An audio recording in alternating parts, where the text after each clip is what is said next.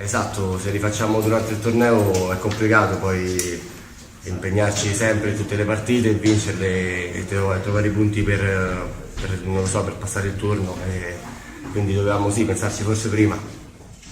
Diciamo che col terreno più largo e lungo poi in svantaggio ci sono più spazi e per il contropiede avversario poi loro avevano spesso e volentieri la palla e era difficile, noi ci sbilanciavamo e loro ripartivano. Con il campo più stretto magari eravamo più compatti, poi avevamo anche 3-4 sostituzioni, 3-4 ricambi e la squadra ha tenuto di più il campo.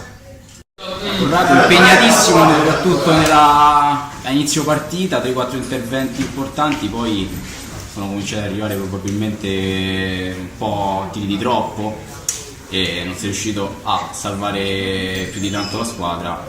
Vedi che comunque c'è possibilità di migliorare? Diciamo che quando ne arrivano troppi poi non è sempre facile, possibilità di migliorare solo con le partite, con il trovarci tutti insieme, come ha detto il mio compagno, è difficile ma dobbiamo impegnarci di più anche noi che siamo un po' la base, no?